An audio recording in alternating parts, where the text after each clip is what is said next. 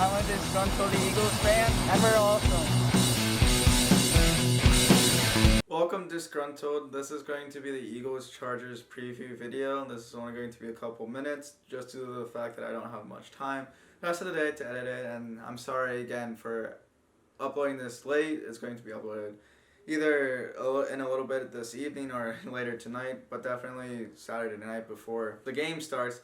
I guess you already know this because this is past myself. I spend too much time explaining this, but I believe that the Eagles are going to make this relatively close, more close than I previously thought a couple weeks ago. Coming into this game, just seeing the rest of the games we had, but I would have said a couple weeks ago we would get absolutely destroyed. Even though we did destroy the Detroit Lions, Lions, that's not really a big accomplishment. I feel like we can still make this game at least close, or closer than I originally thought. I think the score is going to be 24 to 16. It's going to be an odd number. Chargers win. This is going to make us 3-6 and 2 games out of the wild card seed. We are only 1 game away from the last wild card spot at number 7 or 8, I believe. So if we win, we actually have a decent chance of making the playoffs, or a lot more of a chance. Because I don't think we are going to be able to win the division. The only way that we will possibly get into the playoffs is if we get that final wild card spot, but I don't think that's going to happen because the NFC conference is really, really strong this year. We have a lot better record than the AFC comparatively, and I just think it's going to be almost impossible for the Eagles to get to that point, and I don't want the Eagles to make it to the playoffs this season because we are in a really good spot with draft picks. I know I've been preaching about these draft picks week in and week out on the podcast, on every recap, preview, and reaction video. I've been always saying, get more draft picks, but I'm just going to keep harping on it.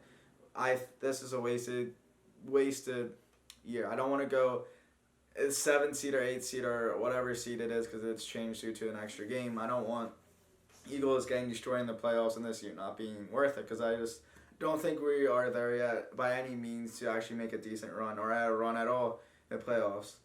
I just don't think we're there yet just due to when we are faced against elite offensive or playoff offenses, we always get destroyed. It's always 35 plus points, 40 plus points we get scored on, so I just don't believe that we are playoff ready to actually make any run. The only way that I see the Eagles winning is the fact that we need to run the ball. If we run the ball, that is our only chance of winning.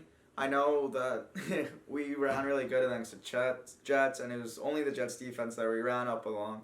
I mean, for example, or the Lions defense. I mean, not the Jets. If we somehow get that energy back, and if we just keep smashing down the Chargers defense, then that's the only way that we're going to win. We got 230 plus rushing yards total against the Lions. That is an incredible feat to accomplish by any means. And we were just running the ball down their throats. Boston Scott ran 15 times. Jordan Howard ran 16 times. We need to do that. If those two backs get those amount of carries, it ain't no way we're losing against the Chargers. We have to run. Even if we get stopped for a quarter or two, I don't want the Eagles to stop running the ball. It feels so good when we win by a lot or control the game while running. Because Eagle fans have been saying this weekend and week out to run the damn ball. Next year, I listen. The only thing is that I feel bad for Miles Sanders because he wasn't a part of that. It took Miles Sanders getting injured to finally wake up to actually running the ball.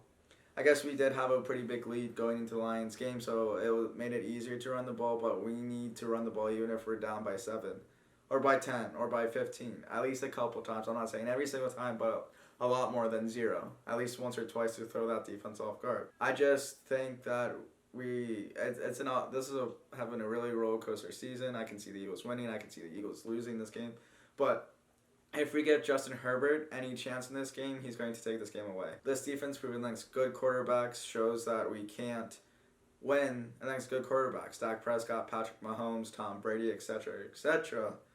The list goes on. It's just the fact that if we can't stop Justin Herbert, he's going to find weaknesses, and it's going to be another 40-plus burger on the Eagles, which is not a good thing at all. So if you stop Justin Herbert, tricky business, because if you stop Justin Herbert, then he's just going to run the ball with Austin Eckler, and Austin Eckler is a tremendous running back, a top 10 in this league. Top 10 in this league. I mean, maybe it's only in fantasy, but he's still a really good running back.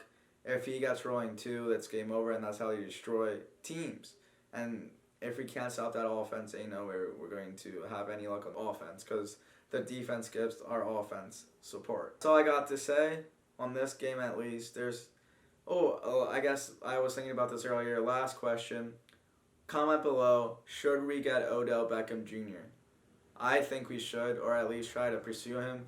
He just got released by the Browns, and it's going to be a great addition to this offense, but I personally don't think Beckham is going to want to come onto the Eagles team due to the fact that it's going to be a similar situation with Baker Mayfield, where Jalen Hurts is not really seeing the field, and he's not going to get targeted a lot, especially with Smith on the other end. So yeah, thanks for watching, and see you next time.